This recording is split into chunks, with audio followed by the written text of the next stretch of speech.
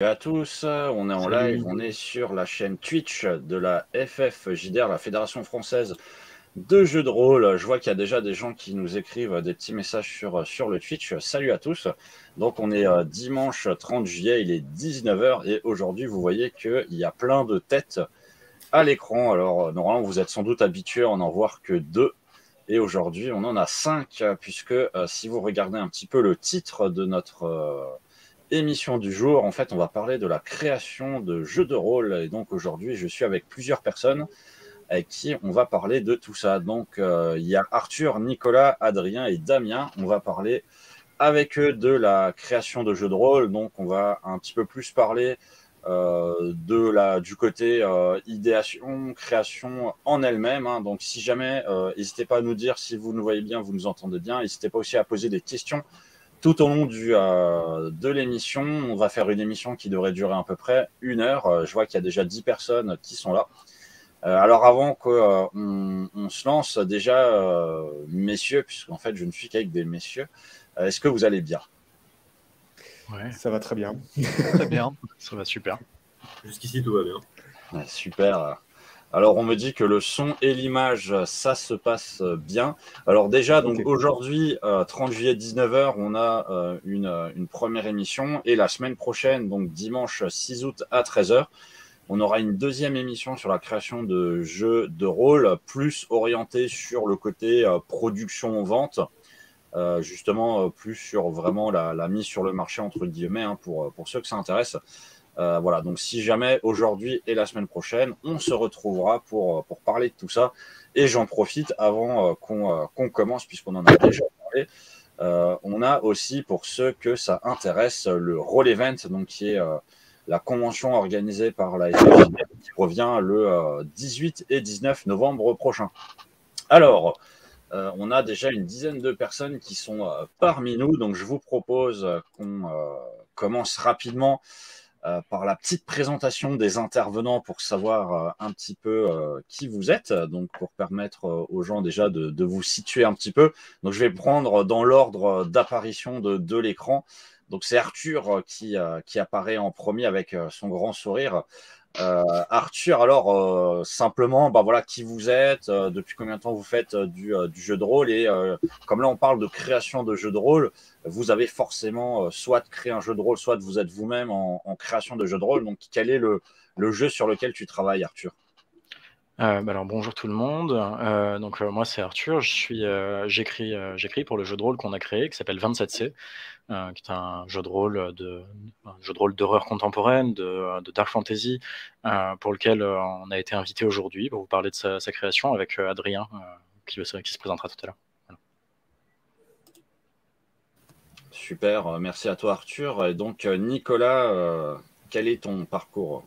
Alors, mon parcours, j'ai commencé à faire du jeu de rôle il y a de trop nombreuses années. J'ai fait le calcul, ça fait 25 ans parce que j'ai commencé malheureusement beaucoup trop jeune. Et maintenant, je suis avec toute une bande de joyeuderie, drill, je sais pas, pour les chants de Tindalos. Donc, c'est un jeu de rôle qu'on a créé avec Marie et Damien. Et je laisserai Damien se présenter tout à l'heure. Et en fait, c'est un jeu de rôle d'investigation occulte avec un accent mis sur le narratif. Ben, merci à toi. Adrien.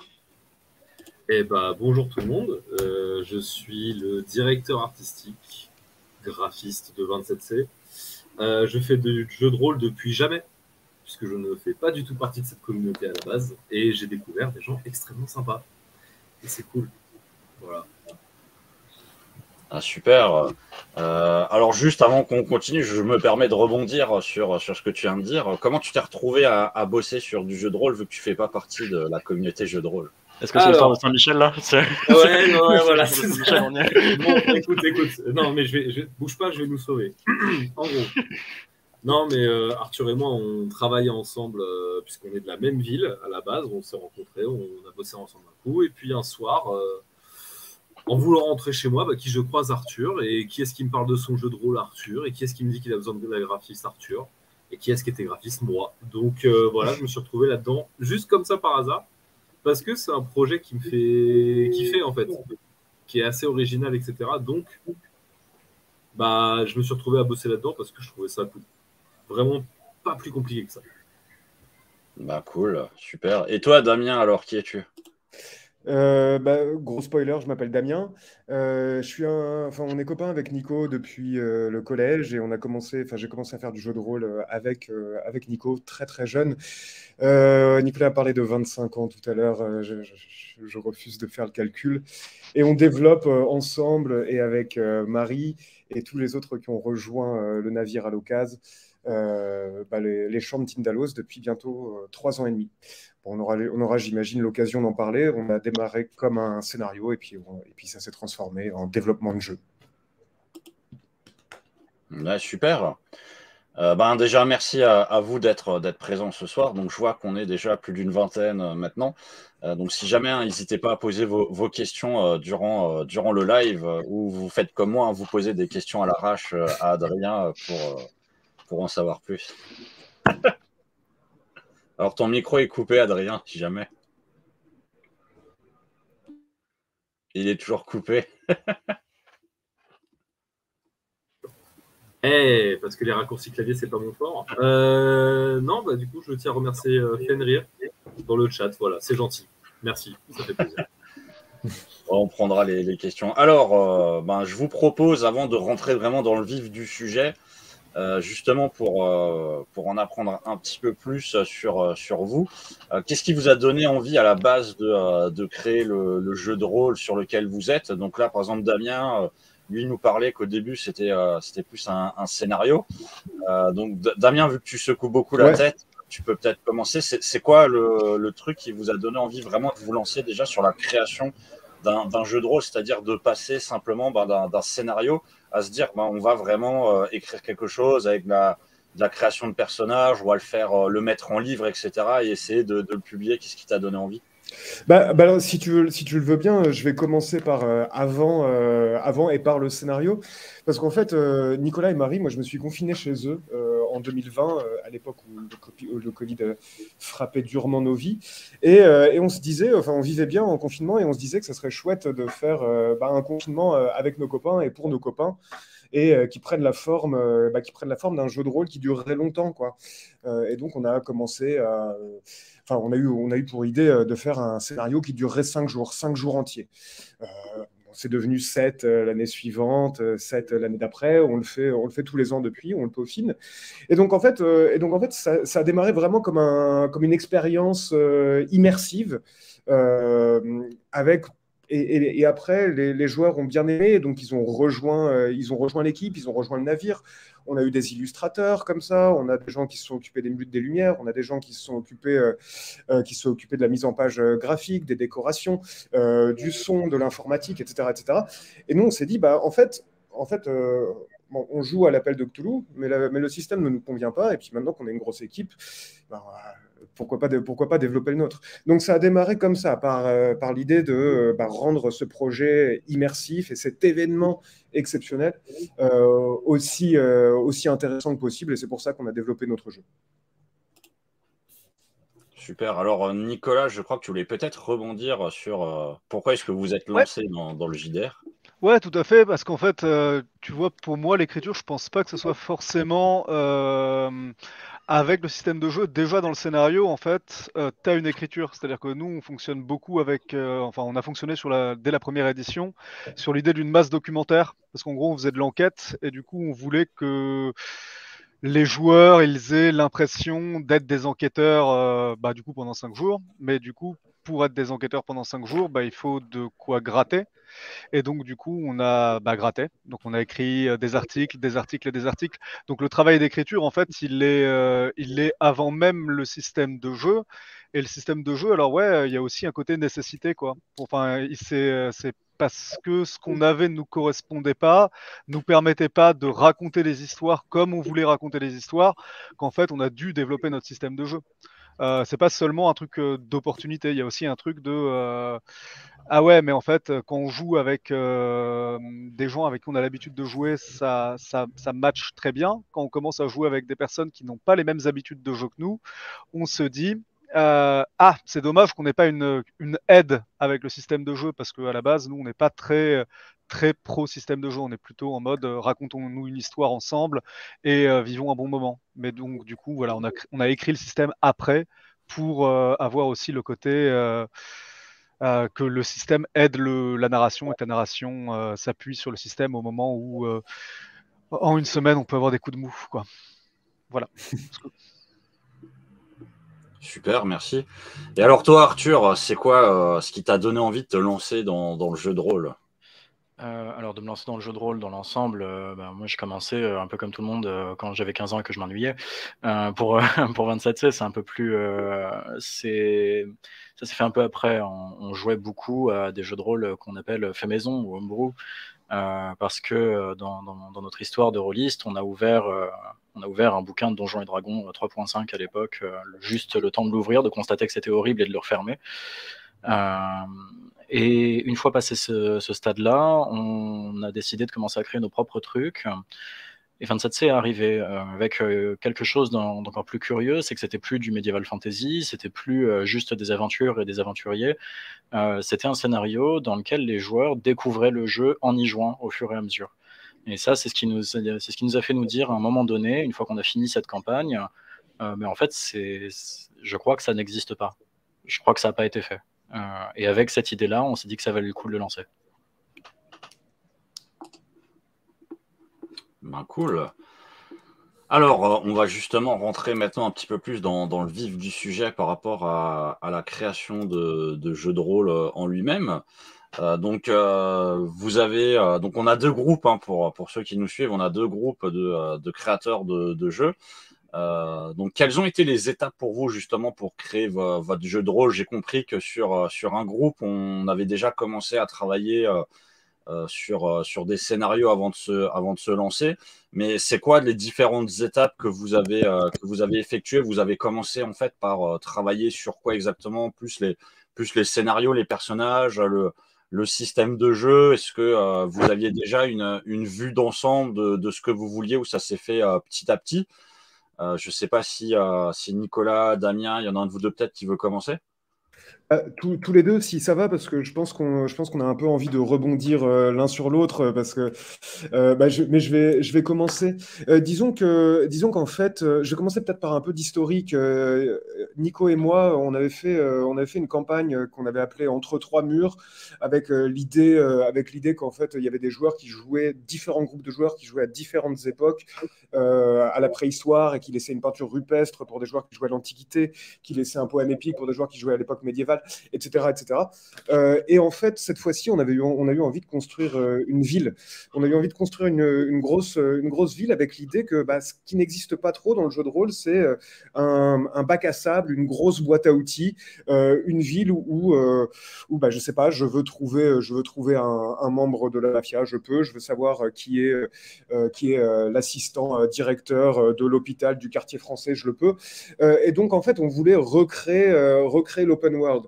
Nous, ça a démarré un peu comme ça. On voulait créer une ville avec de la densité historique, avec un paquet de personnages. Aujourd'hui, on en a plus de 600, et je crois qu'on a plus de 150 lieux. Et on voulait en fait que chaque espace soit jouable et du coup réappropriable par les futurs maîtres du jeu.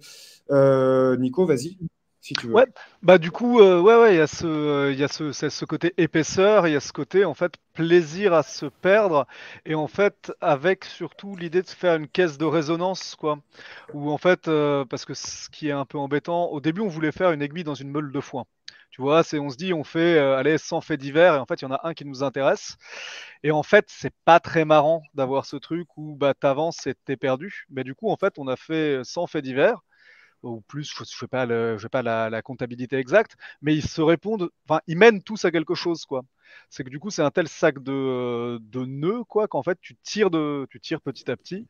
Et voilà, le but, c'était de recréer comme ça la sensation d'avancer dans le brouillard, dans le noir, avec ta petite lampe à huile qui vacille, quoi. En fait, c'est un peu ça, de recréer ce sentiment, on va dire, d'être face à l'océan, quoi, un peu le sentiment océanique. Voilà. Voilà, je pense que de toute façon, tu as dit l'essentiel, Damien. On peut laisser la parole à nos chers collègues. Alors Arthur, toi, c'est quoi les étapes et peut-être si tu peux nous parler plus en détail aussi de ton jeu. Oui, bien sûr. Je prends une petite minute pour le pitcher. 27C, c'est un jeu dans lequel les joueurs vont incarner les ombres d'un personnage éponyme, c'est-à-dire des espèces de présences fantomatiques qui vont l'accompagner dans une quête de mémoire. Le personnage revient à lui sans savoir ce qu'il fout là. C'est à la meneuse de jeu de conduire les personnages, à savoir ces ombres, au travers d'une histoire qui se veut la plus énigmatique possible, pour que ces joueurs, ces joueuses, puissent découvrir les limites de leurs capacités, ce qu'ils font là, pourquoi, qu'est-ce que ça implique d'accompagner 27C et qui est-ce qui lui en veut, pourquoi tout. C'est un peu le projet de 27C. Et ce projet, il n'est pas possible sans une direction artistique énorme. C'est pour ça qu'on a fait appel à Adrien tout de suite. C'est qu'on voulait du visuel, on voulait des éléments forts, on voulait de l'occulte, mais on voulait pas un occulte comme on en voit beaucoup. On voulait un occulte qui frappe, un occulte particulièrement pop, dont Adrien va pouvoir vous parler. Et c'est pour ça que pour nous, les étapes du jeu, ça a déjà de base été de jouer le jeu, simplement d'y jouer. De prendre plaisir à y jouer avec les amis, de prendre plaisir à y jouer avec ceux qui avaient envie d'y jouer. Et après ça, de formaliser ce plaisir-là, d'écrire, tiens, qu'est-ce qui nous a plu? Est-ce que ce morceau de système nous a plu? Est-ce que concrètement, ce jeu est jouable? Est-ce qu'il est essaimable ailleurs? Est-ce que d'autres peuvent comprendre comment jouer à 27C, mais surtout faire jouer du 27C? Et pour ça, c'est pour ça qu'on a pu penser un kit découverte ensuite. Super. Alors Adrien, je ne sais pas si tu voulais rebondir sur le côté. Je peux développer, il n'y a pas de souci. Vas-y. Il n'y a pas de souci. Je peux développer ce qu'Arthur il a dit. En gros, l'essentiel du projet sur 27C, c'est moi, mon rôle, c'est vraiment sur la DA. C'est-à-dire que comme c'est un jeu qui ne prend pas le parti habituel, parce que du coup, j'ai regardé ce qui se faisait dans le jeu de rôle, parce que comme c'est pas mon univers à la base, j'ai testé, j'ai regardé, j'ai été un peu voir comment ça fonctionnait. Et souvent, on est sur des trucs très technico-techniques. C'est pas hyper simple d'appréhension. Et en fait, tout le truc de 27C, ça va être de faire un truc qui est hyper facile à prendre en main. Mais vraiment, c'est-à-dire que moi, en tant que personne qui n'en fait pas, ou même des potes qui n'en font pas, à prendre en main, c'est relativement simple. Alors, pour tester ça, on a fait le kit découverte. Là, on a un Discord où la communauté nous donne ses retours. On est encore, si jamais il y a des modifications ou des choses à faire, on bosse encore là-dessus. Mais on a voulu, dès le départ, le principe c'est on fait pas comme tout le monde parce que les façons de faire de tout le monde ne nous conviennent pas spécialement à nous. C'est pas qu'elles sont bien ou pas bien, c'est juste que nous, c'est pas trop notre truc à la base. Et donc c'est pour ça qu'on est parti sur une direction artistique. Moi, j'ai fait le choix de partir sur un truc très néon, très pop. Et l'idée, c'est vraiment de l'occulte, mais façon couleur qui pète dans la nuit, avec des motifs très inspirés du street art, avec des scénographies beaucoup plus... comment est-ce que je pourrais dire ça? Dans les illustrations, on va essayer d'être très dans l'ambiance, puisque la particularité de 27C, c'est qu'il y a plein de personnages où c'est aux joueurs de les créer. Donc comment est-ce que tu illustres un monstre, un ennemi, quelqu'un qui n'a pas de forme? C'est aussi ça tout le challenge du truc. Donc voilà, sur comment on fait un jeu de rôle, etc. Je ne sais pas si je me suis pas un peu écarté de la question initiale.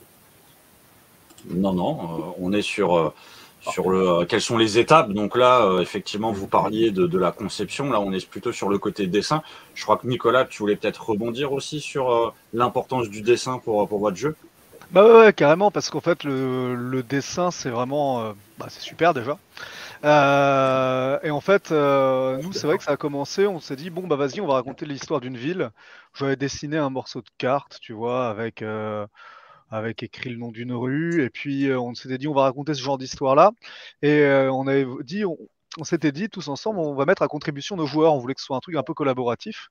Donc, il y a un joueur qui nous a envoyé des dessins comme ça, un dessin de personnage, et on s'est dit, alors lui, c'est qui ce mec? Parce que le dessin nous a vraiment frappé. Attends, et du coup, en fait, pour nous, c'était un peu, si tu veux, une espèce de comment dire ça? ça déverrouille quelque chose dans l'imaginaire, le dessin. Et donc en fait, il y a cette espèce de réponse entre nous, on conçoit des trucs, puis on a des joueurs qui vont recréer quelque chose, etc. Et c'est un jeu comme ça, un aller-retour. Et il y a aussi la carte, qui est une autre forme de dessin, qui était présent dès le début. Enfin, au début, ça devait être un tout petit dessin, mais je reviendrai peut-être sur la dimension cartographie après, parce que je crois que Damien veut dire quelque chose. Oui, c'est bon, hein. Je suis parfaitement d'accord avec ça, le dessin comme support pour l'imaginaire. Et puisqu'on parle de la constitution et de la création du jeu de rôle, en fait, ce que j'ai trouvé assez amusant et peut-être assez surprenant, c'est à quel point on pouvait faire feu de tout bois. Parfois, hein, parfois c'est un nom, en fait. Parfois, c'est un nom qui nous inspire. Parfois, c'est une anecdote. Parfois, c'est une anecdote historique. Tiens, la fuite de Mélas, en bouillante à Boston. On veut en faire quelque chose, ça va nous inspirer. Ah ben, on va faire une confiserie. Ah ben, cette confiserie, elle va s'appeler Ernest Candice parce que ça sonne bien.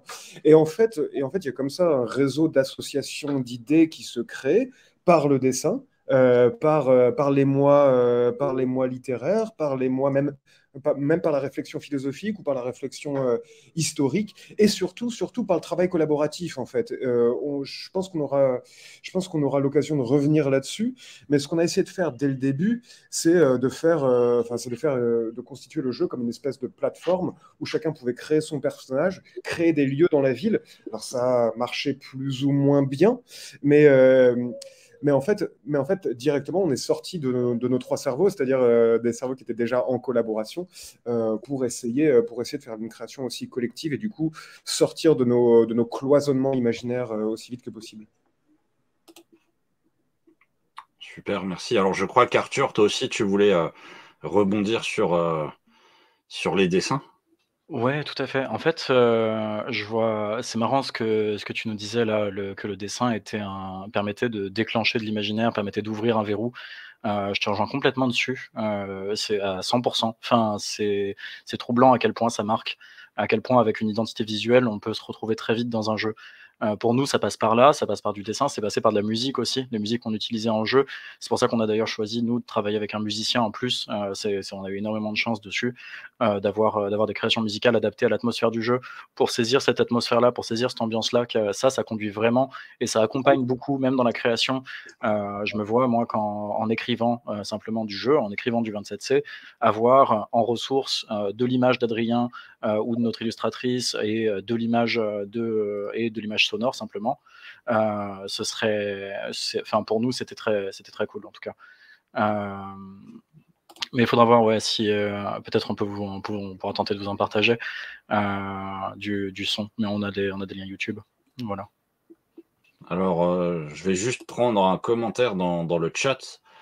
Donc, il y a quelqu'un justement qui rebondissait sur ce que vous disiez, qui effectivement, petit aparté, hein, dans les livres de jeux de rôle, effectivement, le dessin est toujours assez important.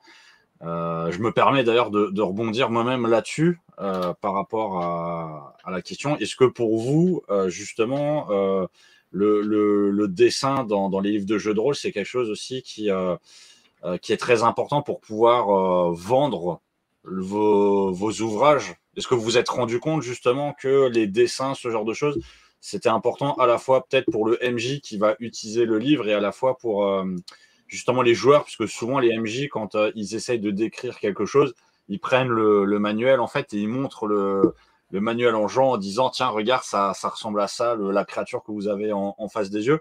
Donc est-ce que pour vous, c'est aussi quelque chose d'important? Je ne sais pas si... Damien, je te voyais secouer la tête, je ne sais pas si... oui, c'est évidemment quelque chose d'important. Je pensais qu'Adrien allait prendre la parole en tant que dessinateur, à vrai dire, et parce qu'on l'avait pas attendu depuis un bout de temps. Donc, désolé, je suis en train de chercher des liens YouTube, c'est juste ça. D'accord. Je reviens juste après. Donc, en ce sens-là, non, mais évidemment, c'est-à-dire que nous, les dessins, on s'en sert pour pas simplement à des visées promotionnelles, à des visées de jeu, à des visées de jeu, comme tu le disais. On s'en sert également pour donner du cachet. Vous voyez, juste derrière, par exemple, j'ai notre écran de jeu que Benjamin, notre illustrateur, a fait. Bon, bah, c'est un marqueur. Hop, la caméra est là. Vous voyez, c'est un marqueur identitaire fort qui aide à l'immersion des joueurs dans le monde. Enfin, c'est une béquille pour le MJ. Avant, je jouais avec des pochettes cartonnées que je nouais entre elles, et grâce à Gwendoline et grâce à Benjamin, j'ai cet objet qui en fait, peut combler des coups de fatigue, compenser des coups de fatigue, combler, je sais pas, un manque de talent, un manque de préparation occasionnelle. Voilà, donc évidemment que c'est une aide cruciale, quoi. Super. Alors, je vois qu'on a potentiellement une vidéo YouTube à partager. Je vais, hop. Yep. Alors, du coup, on bosse avec un musicien sur 27C qui nous a composé une bande son, tout simplement. En tout cas pour le kit découverte. C'est un truc qu'on a rajouté en plus des élus, tout ça dans l'idée d'une ambiance, de créer une ambiance, etc. Donc voilà. Je lance, si vous voulez. Alors, est-ce qu'on va entendre? C'est l'histoire de minutes. Est-ce que le son c'est bon?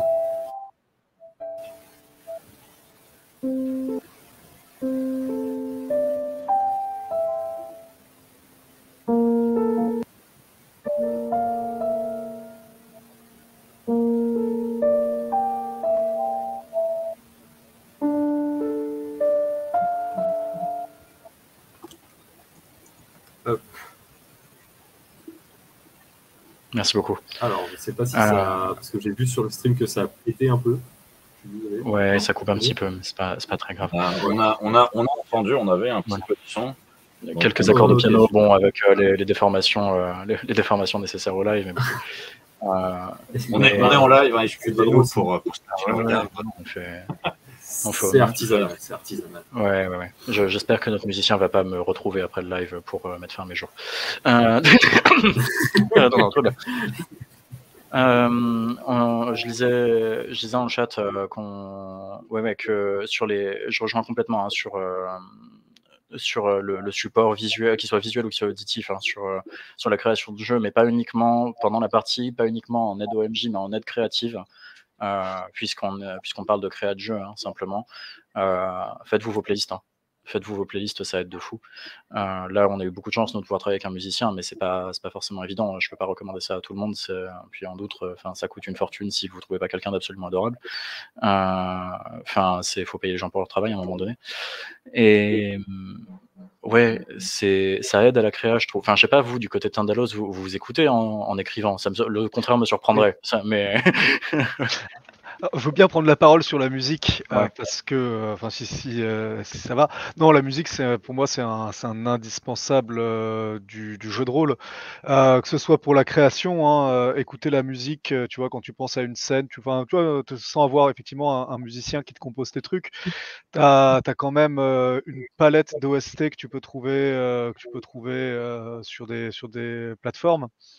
Et c'est vrai que travailler en musique, écrire en musique, ça aide, ça donne un souffle, ça aide à écrire des descriptions, ça aide à prévivre la scène et donc à la préécrire, même si elle sera complète que quand elle sera jouée. Moi, je crois beaucoup à ça. Je crois pas trop pour moi, un scénario n'existe que quand il est joué.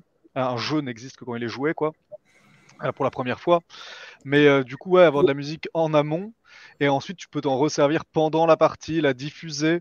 Ça canalise, comment dire, les joueurs, en fait, parce que ça crée un truc commun qu'on partage, en fait. Ça crée une enveloppe sonore qui nous met dans une sorte de bulle, et la narration, elle va pouvoir comme ça ensuite se développer grâce à ce support, parce qu'il y a des moments où, en tant que maître du jeu, tu vas pas être au top, parce que tu vas pas trouver le bon mot, parce que le chat va miauler derrière la fenêtre, tu vois. Et la musique, elle aide à faire ce partage d'une expérience esthétique tous ensemble. Et donc, effectivement, la musique, pour moi, c'est un peu comme un truc essentiel dans le jeu de rôle, quoi. Est-ce que je peux rebondir, The Malin, ça te va? Je t'autorise à rebondir, Damien, tu peux y aller. Ben, nickel. Ouais, et je suis parfaitement d'accord avec Nicolas. Et sinon, on bosserait pas avec Marie et avec lui, je pense. Non, la musique, elle a aussi cet avantage de faire des thèmes et du coup de proposer des retours. Donc, par exemple, qu'on demande à nos joueurs ce qu'ils pensent je sais pas, de Vampire Hunters, de la BO de Dracula ou de Tilly Tilly Bomb. Dès qu'ils entendent cette musique, ils savent qu'il va se passer quelque chose. Donc, en fait, il y a un côté très introductif à la narration, ou en tout cas très, très pratique à la narration qui est utile là-dedans. Je voulais ajouter un deuxième truc parce que je voyais qu'Arthur donnait des conseils au MJ. Il a absolument raison, faites vos playlists et nous on ajouterait utilisez si vous le pouvez le logiciel Soundplant. Alors il n'est pas tout à fait gratuit, mais il est gratuit à l'usage les 30 premières utilisations, je crois. Ça permet d'avoir sur le clavier l'ensemble des pistes, de les renommer, de les boucler, de les couper, d'ajouter des bruitages. Fade in, fade out. Fade in, fade out, c'est parfait. Voilà, c'est parfait, c'est très léger. Nous, on se sert depuis qu'on a découvert ça, donc on rend hommage d'ailleurs à Samia qui a animé et qui a fait des créations musicales pour nous aussi. C'est hyper pratique, quoi. Voilà ce que je voulais ajouter.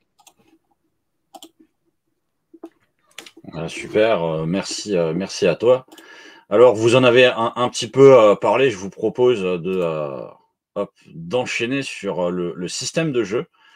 Donc, au niveau de la création de votre jeu de rôle, est-ce que vous êtes parti sur récupérer un système de jeu déjà existant ou est-ce que vous avez vraiment imaginé votre propre système de jeu par rapport à votre vécu? Toi, Arthur, qui disait que tu voulais faire quelque chose que tu n'avais pas encore vu. Est-ce que tu t'es amusé vraiment à créer un système de jeu que toi tu voulais ou ça s'est passé comment?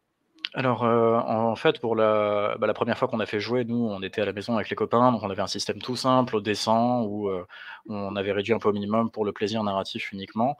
On faisait, vaguement gagner des capacités aux personnes pour le plaisir ludique, voilà, enfin on s'éclate et on fait ça comme ça. Quand il a fallu formaliser un système un peu plus intéressant, pour le coup, j'ai fait appel à une connaissance, qui s'appelle Alban Damien, dont vous pouvez trouver le nom, sur le bouquin directement. On a une longue page avec tous nos remerciements et tout, parce qu'il y a plein de monde qui a participé à ce projet, c'est trop cool. Mais du coup, j'ai bossé avec lui parce que c'est un game designer, donc ça tombe quand même vachement bien. Et du coup, on a pu ensemble, convenir de pas mal de points nouveaux, pour le système, qui le rendent cohérent, qui donnent envie d'y jouer aussi, qui donnent envie de le manipuler, pas uniquement pour répondre à la question d'accessibilité qui pour nous était nécessaire, c'est-à-dire qu'on veut que ce système de jeu, on se mette à table, en 10 minutes on joue. Voilà. En 10 minutes, montre en main, on joue, c'est parti, on est là pour le plaisir. Quelle que soit l'expérience de jeu de la personne, ça change rien. Mais en plus de ça, on voulait qu'on ne s'ennuie pas arrivé à la 3e session de jeu. Pour nous, ça, c'était un essentiel. Donc, des mécaniques un peu plus poussées.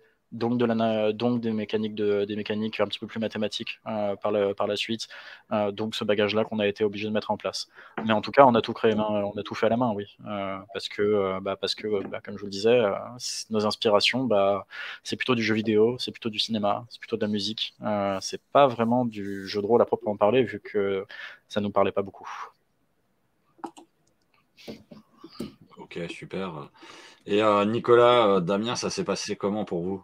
Alors, je vais d'abord, parce que nous pour le coup, on a beaucoup joué ensemble avec Damien et autres que je n'aimerais pas pour gagner un peu de temps. En fait, on a testé pas mal de trucs. Moi j'ai commencé du coup avec du Star Wars D6, ensuite D&D, d'abord très brièvement AD&D 2e édition, puis D&D 3.0, D&D 4.5, In Nomine Satanis Magna Veritas, enfin si tu veux, puis l'appel de Cthulhu qui a pris beaucoup de place. Il y a eu quelques excursions après. Mais du coup, il y avait comme ça, en fait, si tu veux, une espèce de... oui, on a créé notre propre système de jeu, mais il y a des trucs qu'on a gardés dans d'autres systèmes de jeu, en fait. Parce qu'il y a des trucs, tu vois, qui nous plaisaient bien. Tu vois, dans Donjons et Dragons, par exemple, le D20, c'est un dé qui est marrant à lancer. Dans l'appel de Cthulhu, voilà le dé de pourcentage. C'est pratique, mais on trouve que c'est pas un dé qui est très marrant à lancer. Par contre, ce qui était embêtant dans D&D, c'était tout le côté calcul mental. Donc ça, on l'a renvoyé pour aller sur un comptage de réussite plus simple sur du D6, un peu Shadowrun ou même le Wargame Warhammer Battle, si tu veux. Donc en fait, on a pris des trucs qui nous plaisaient dans différents jeux, on les a rassemblés en rajoutant notre liant, notre patte, et on a des trucs qu'on a pour le coup vraiment purement créés. C'est les PLP et l'échelle de tension et les révélations. Donc je vais te laisser en parler, Damien, si tu veux bien. Ouais, super. Alors moi, je voulais juste rappeler deux choses. D'abord, notre système de jeu, en fait, vous pouvez tous y jouer. Il suffit d'aller sur le site www.champdetindalos.fr. Vous créez un compte. Les règles sont en accès libre. Elles sont gratuites pour tout le monde. Donc voilà, ça, vous pouvez y jouer. Deuxièmement, on réfléchissait à un système de jeu qui soit particulièrement adapté à Cthulhu. Alors, pour ceux qui ne savent pas, les chants de Tindalos, ça vient des chiens de Tindalos. Donc on se place, qui est une bête du bestiaire Lovecraftien. Donc nous, on se veut continuateur, et on veut proposer un autre système de jeu à l'appel de Cthulhu. C'est dans ce sens-là qu'intervient, tu le disais, Nicolas, ce qu'on a appelé la tension, les cartes de perdre les pédales, les cartes de révélation. En fait, on se posait la question, comment est-ce qu'on fait pour qu'un joueur que j'appelle serrure, c'est-à-dire un joueur qui est dans son inertie, qui est joue véritablement. Comment faire pour que quelqu'un, je sais pas, joue une phobie ou joue la schizophrénie ou joue que sais-je. La réponse qu'on a trouvée à ça, c'est de piocher des cartes qui spécifient la nature de sa folie, c'est les cartes révélation, et des cartes qui sont des prescriptions d'action, c'est-à-dire des cartes qui demandent à agir d'une certaine manière. Et ça, c'est les cartes perdre les pédales. Et donc on a beaucoup insisté là-dessus. On a également bénéficié du super travail de notre illustrateur Benjamin, qui a réussi à faire des cartes hyper utiles, hyper pratiques. Voilà. Bon, alors quand on dit révélation, je veux juste ajouter ça. C'est révélation, c'est folie ou hallucination intrapsychique. C'est ce dont le personnage est persuadé. Et on est dans un cadre Lovecraftien, donc les lois de la nature sont un peu déformées. Donc en fait, c'est pas nécessairement la folie, c'est aussi une perception plus aiguë du réel qui échappe à la rationalité scientifique. Voilà. Voilà pour moi. Ouais. Super.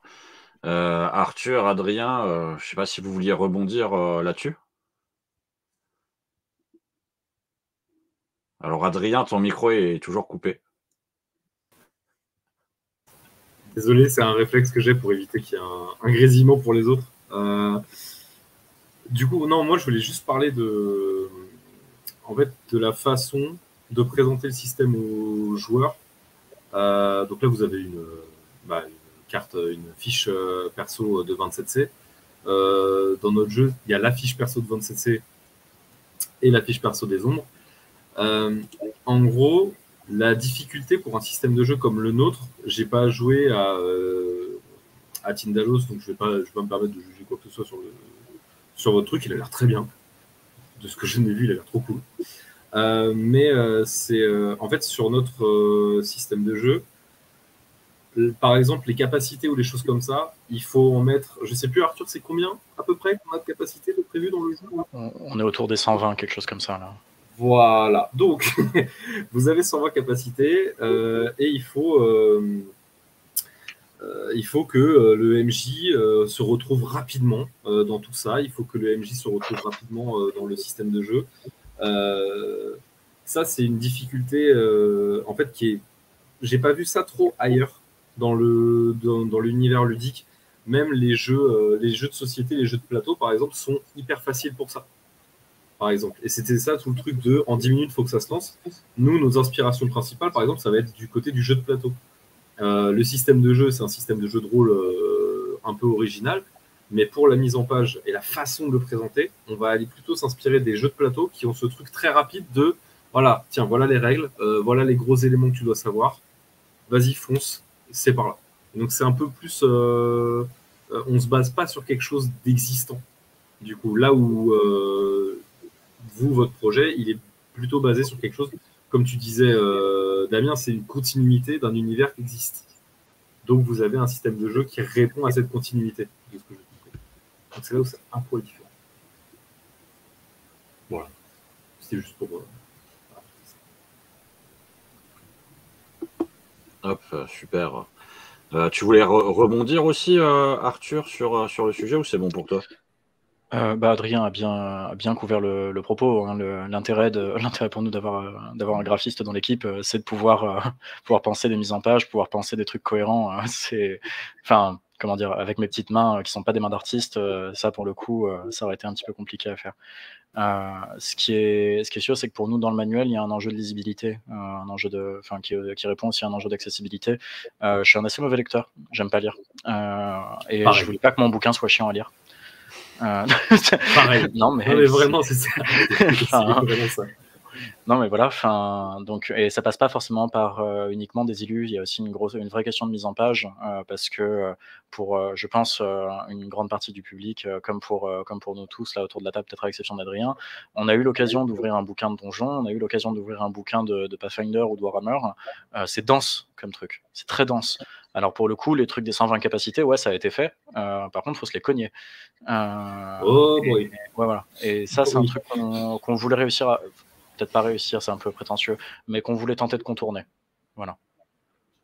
Ouais, nous, on est parti là pour l'instant, on part plus sur une idée de catalogue. Voilà, de liste d'achat, on est plus là-dessus. Ouais, parce que imaginer la Redoute, mais version 27C. Et avec pas de soutien-gorge, par contre, précise, parce que au cas où. Aucun lien. Pas de départ. Nicolas, Damien, je crois que vous aussi, vous voulez partager quelque chose. Ouais, alors du coup, ça, c'est nos cartes perdre les pédales, donc qui sont gradées de niveau 1 à 4. Alors l'ordre répond à la magie de Gwendoline, je ne sais pas pourquoi c'est dans cet ordre-là, c'est plus simple pour imprimer.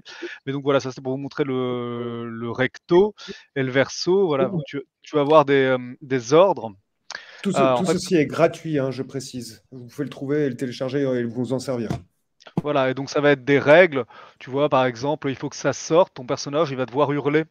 Parce qu'il n'a pas réussi à se maîtriser. En fait, le principe de la tension dans notre jeu, c'est qu'en fait, la tension, elle monte au fur et à mesure d'avoir des... Enfin, il y a des choses qui t'arrivent, quoi. C'est-à-dire que tu marches, il y a quelqu'un qui te braque une arme dessus, bah ouais, ta tension monte, c'est normal. Et en fait, quand ta tension, elle est trop haute, tu dois te maîtriser. Et si tu ne te maîtrises pas, tu risques de perdre les pédales et donc de devoir réaliser une action qui peut être très simple, comme... je sais pas, par exemple, écraser des araignées, ou plus radical comme tuer quelqu'un. Ou voilà, par exemple, tueur de sang-froid, vous devez abattre la première personne qui exprime un désaccord avec vous. Donc l'idée, c'est que ça crée un enjeu comme ça pour le personnage, pour qu'il se maîtrise. Parce que s'il ne se maîtrise pas, les conséquences seront tragiques. Et donc, ça incite à avoir un côté parfois un peu moins gestionnaire de son personnage, et ça implique le joueur, même le joueur un peu troisième personne, dans la gestion du ressenti de son personnage. Voilà. Et ça donne un coup de main aussi pour le maître du jeu quand il est fatigué. Il peut dire bah, la tension monte de 1, et même si là ça marche pas terrible la narration à ce moment-là, il y a quand même un danger narratif. C'est pas la perte d'un point seulement, c'est pas l'obtention d'un point, c'est potentiellement des actions qui vont se réaliser. Voilà ce que je voulais dire sur nos PLP. Super. Alors je vous propose de... Très propre les cartes. Hop, je vous propose d'avancer. Ça a été déjà un petit peu évoqué avant, mais donc quels ont été les outils que vous avez utilisés pour la création de votre JDR, alors que ce soit pour potentiellement vous aider dans la rédaction, dans la création des images, ou peut-être même, puisque là, en fait, vous êtes des équipes, donc il y a un travail d'équipe. Est-ce que vous avez aussi utilisé peut-être des outils collaboratifs comme Discord ou autres? Comment ça s'est passé? Quels ont été tous les outils que vous avez utilisés? Arthur, peut-être, est-ce que tu peux commencer? Alors, pour nous, alors, je vais peut-être vous surprendre, mais le premier outil, ça a été Word, voilà, pour marquer des mots avec des lettres. Plus sérieusement, par contre, on a une équipe qui est assez nombreuse, on a une dizaine de personnes à la création, donc ça a été nécessaire de s'organiser.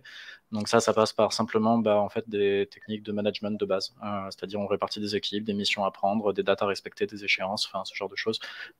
C'est pas très rigolo à faire, mais ça fait des réunions sympas, une fois de temps à autre, on boit une bière ensemble, c'est cool. Ouais, alors il présente ça comme ça, c'est beaucoup plus cool que ce que ça a l'air. Hein, oui, non, enfin, la dernière fois ça s'est terminé sur Mario Kart, hein. Enfin ça va, c'est pas c'est vraiment pas pièce.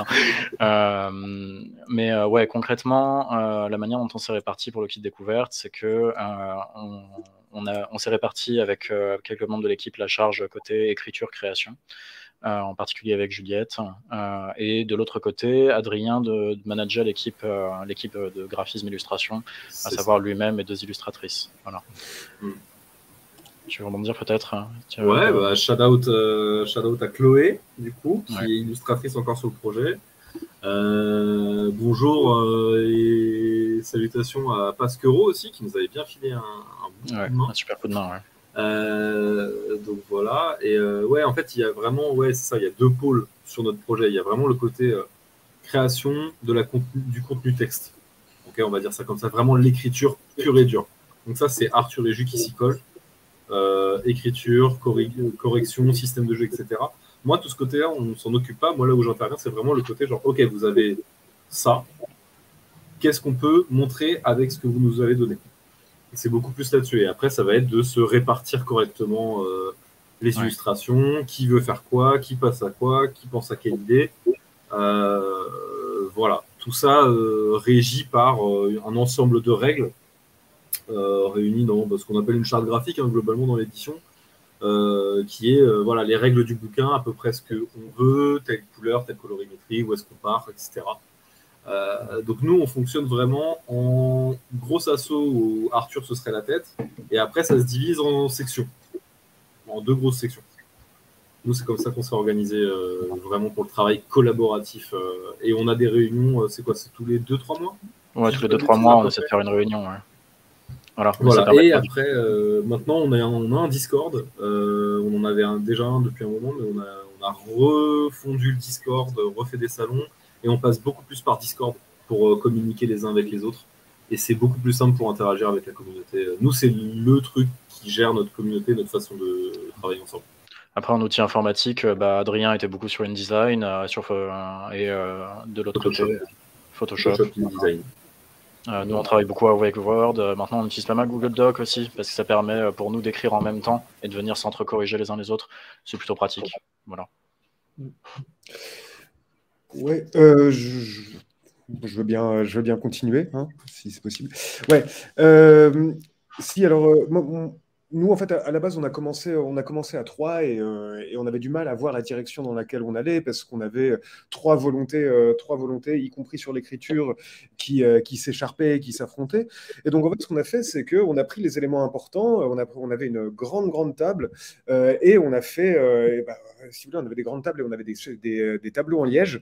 Et en fait, on a mis ces bouts de papier, on a commencé à faire des liens entre eux.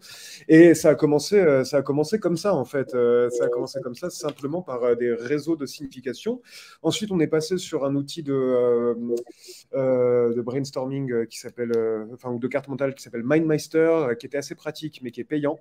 Donc ça, c'est dommage, mais ça a été hyper pratique pour juste étaler toutes les idées qu'on avait dans tous les sens et leur donner des chaînes causales faciles. Puis après, on est passé sur World Anvil, qui est un outil pratique pour le world building. Enfin, c'est fait pour. Et là, depuis, grâce à Paul, donc shout out à Paul, on a notre propre site sur lequel on peut faire de la création.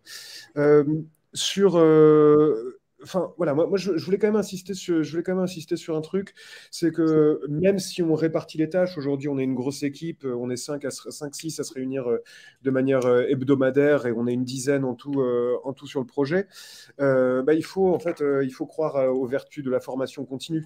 C'est-à-dire que bah ouais, un peu d'Inkscape, un peu de Scribus, un peu de GIMP, un peu de Google Docs, un peu de Word Anvil, un peu d'InDesign et tout. Il faut des articles, du scénario, du community management. Il faut savoir toucher à tout ça en fait. Sinon le jeu ne peut pas exister. Donc faut faire attention à ce que comment dire. Enfin, il faut accepter le fait que c'est un work in progress permanent, quoi, et que ça ne peut pas être autrement. Et si, vas-y, ouais, Nico, je vois que tu veux Ouais, rebondir. Donc, vas-y. ouais, juste, je voudrais rajouter parce qu'en fait, on a effectivement des gens qui sont spécialisés dans des choses parce qu'ils savent faire des choses, quoi, tu vois. Donc, comme ça, effectivement, les gens vont se spécialiser. Après, il y a un petit côté centre de gravité, si tu veux, le petit côté siphon du premier scénario où tout le monde a amené. Est venu pour jouer à la base. Et en fait, on s'est fédéré un peu comme une communauté comme ça. Alors, on utilise Discord pour se retrouver. Avant, on avait des dizaines et des dizaines de groupes WhatsApp, des boucles Messenger, des trucs de SMS. Bon, maintenant, on est sur Discord. C'est plus simple. Mais l'idée, c'est qu'en fait, il y a des gens, tu vois, qui nous ont aidés sur la première édition. Par exemple, toutes nos maquettes de journaux, c'est un joueur de la première édition qui faisait pas mal de dessins à ce moment-là. Puis, il a pris du recul. Et puis là, il va revenir nous filer un coup de main pour préparer la 4e édition. Pas très longtemps, tu vois, mais comme ça, il y a un côté, les gens viennent, repartent, mais on a un centre de gravité, donc effectivement de 5-6 personnes qui se réunissent très régulièrement. Et Damien, je te laisse sur la collaboration et ensuite on repasse la parole. Ouais, oui, bah voilà, en fait, sur les outils, le plus important, c'est la collaboration. Et alors, je dis ça, ça peut sembler un peu gnangnan ou un peu mièvre, mais c'est pas ça, c'est pas ça l'important. L'important, c'est de trouver des gens avec qui vous aimez bien travailler, avec qui vous avez envie de travailler et avec qui il y a une relation de confiance. Moi, je sais que c'est ce qui a été hyper libérateur je pense, tant pour moi que pour Marie et pour Nicolas dans le début de notre jeu de rôle, c'est que on n'avait pas peur de se rentrer dans l'art. On savait que de toute façon, on ne se voulait pas de mal parce qu'on avait un objectif supérieur qui était la réalisation du projet, son avènement. Et donc, ouais, voilà. Et donc on a été capable d'être assez direct et violent les uns avec les autres quand on n'aimait pas l'idée, parce que comme ça on gagnait du temps. Et de la même manière, on a eu ce principe de rigueur. Alors c'est un principe de scénario qui s'appelle Kill Your Darlings, sur lequel j'insiste beaucoup, qui est que parfois il y a des très bonnes idées, même des idées sur lesquelles on a passé des semaines, mais qui ne collent plus, qui ont des défauts de cohérence, et ben, il faut être capable de les tuer.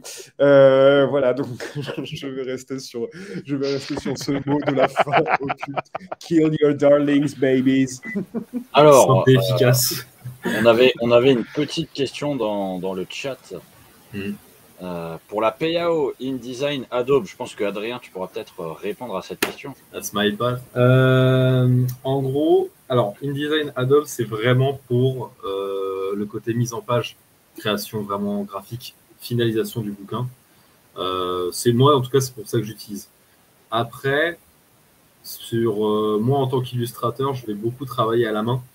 J'ai des centaines de petits marqueurs bien rangés, bien tous alignés correctement, que ensuite je vais venir travailler sous Photoshop pour agencer les différents éléments. L'illustratrice Chloé travaille un peu de la même manière, beaucoup plus avec des taches d'encre dans son style. Mais voilà, en fait, on va utiliser Photoshop et tous les outils de travail de l'image pour le côté illustration et ambiance. Et après, pour la mise en page, ça va être InDesign. Mais ouais, InDesign ne fait pas tout. Au contraire, c'est très, très, très, très relou. Je sais pas, je crois que c'est Damien qui parlait du côté touche à tout. Et effectivement, il faut absolument avoir ce côté-là, surtout en création numérique. Parce que si tu es coincé sur un truc, bah, s'il n'est pas pensé pour, tu vas galérer tellement fort, alors que c'est beaucoup plus simple de passer un petit chemin détourné Pour ceux qui peuvent pas avoir Photoshop ou quoi, t'en parlais, Damien, il y avait GIMP, qui est une solution gratuite et qui fonctionne très bien aussi. Donc, faut tester un peu tout. Et je vois dans le chat, c'est dur parfois. Oui. C'est pas toujours facile. C'est un peu capricieux, la suite Adobe. Je vois des sourires là dans l'équipe d'en face. Ouais, on voit tous ce Photoshop qui plante. On le voit tous. Alors, on arrive un petit peu à la fin de notre live, puisqu'on est quasiment à 1 heure bientôt. Je ne sais pas si vous avez vu le temps passer, messieurs. On me fait non de la tête. Alors, pour clôturer le live, je vous propose, est-ce que vous auriez 1 ou 2 conseils à donner aux personnes qui aimeraient justement se lancer dans la création de jeux de rôle par rapport à toute l'expérience que vous avez pu avoir jusqu'à présent? Alors, je ne sais pas lequel de vous veut commencer en premier. Écoute, Sintalos, c'est bien. Damien, Nicolas. Allez, j'y vais. Vas-y. Faut se faire confiance. Faut pas avoir peur de se rater. Et faut retravailler les trucs, en fait. Pendant très longtemps, moi, je vais passer du temps à. J'ai des caisses de scénar, de trucs qui sont pas mal, hein, mais je les ai fait une fois. Et du coup, ça permet pas d'aller assez loin. Du coup, il faut refaire les choses. Les reprendre, pas hésiter à tester avec des gens différents, tester différemment. Faut expérimenter, faut trouver le truc qui te convient. Et une fois que tu as trouvé le truc qui te convient, tu taffes. Tu taffes et tu répètes, tu te rates, tu te prends un mur, tu te relèves et t'y vas, quoi. Mais et surtout, faut se faire plaisir, hein. C'est quand même le but de tout ça.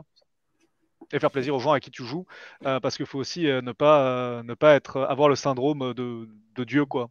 Le but, c'est de passer un moment agréable avec des gens autour d'une table ou d'un sacrifice. Enfin, chacun fait comme il veut. Je vais compléter, je vais être très rapide. Non, soyez attentifs, la règle des 80-20 ou des 20-80, 20% du travail fait 80% du résultat. Si vous voulez faire un truc parfait, c'est impossible en jeu de rôle. Si vous voulez écrire toutes vos scènes, c'est impossible. Si vous voulez que ce soit parfaitement fignolé, c'est impossible. Donc non, il faut y aller, il faut jouer et il ne faut pas être perfectionniste en fait. C'est peut-être plus curieux à dire, mais il faut accepter le côté de travail toujours en cours, quoi. Voilà. Et n'oubliez pas qu'on peut se former nous-mêmes aussi. Voilà, ça c'est très important à dire. Ouais. Alors on a Arthur qui a disparu de l'écran, mais qui va sans doute revenir. Tadam, tadam. Alors toi Adrien, est-ce que tu aurais des conseils peut-être plus sur le côté direction artistique pour les personnes? En gros, les conseils que moi je peux donner, ça va pas être du coup sur le côté création vraiment pur. J'ai aucun conseil à donner en termes d'écriture ou quoi que ce soit. Ça va plus être, déjà, si votre pote vous demande de venir l'aider sur un jeu de rôle, sachez que ça prend des années, en fait.